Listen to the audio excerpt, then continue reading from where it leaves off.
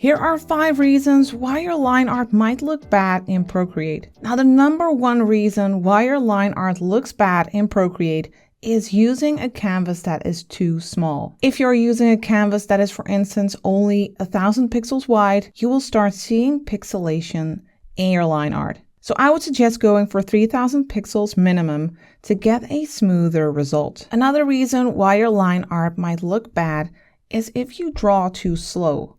If you really draw slowly, then you easily get wobbles. It's hard to make a smooth line. If you draw a little bit faster, it's easier to make a smooth line. And of course, undo is your friend here. You can try as many times as you like. To help you out even more, if you tend to make wobbly lines, you can go to the brush studio with whatever brush you are using. You can go to the stabilization settings.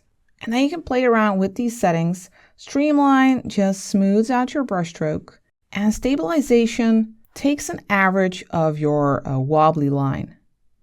And then motion filtering pretty much does the same, but it uses a more advanced algorithm.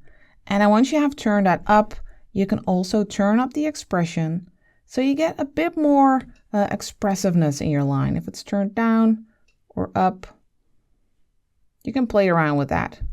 If you have trouble creating smooth lines, then Patreon is the perfect place to get more practice. As a master student, you'll get access to my Steady Lines workbook, for instance, with some great exercises to get your line work to the next level. So I'll just leave a link for you down in the description. Another reason your line art might look bad is if you don't use any line variation. If you create all the lines with, for instance, the monoline brush, which has the same thickness all over, your line art looks a little bit boring. It'll look a lot more interesting if you vary the line thickness like this.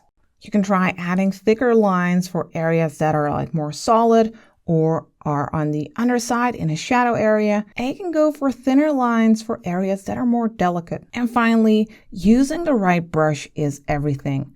Something that is soft like this, like an airbrush, gives a bit of a fuzzy result. So try to go for crisp brushes in the inking section, for instance. One of my favorites is the Studio Pen. It gives nice crisp results and you have this pressure sensitivity. So if you press lightly, you'll get thin lines, and thicker if you press harder. So that gives you a lot of control. So I'm sure that if you work on these 5 things, your line art in Procreate is going to look way better.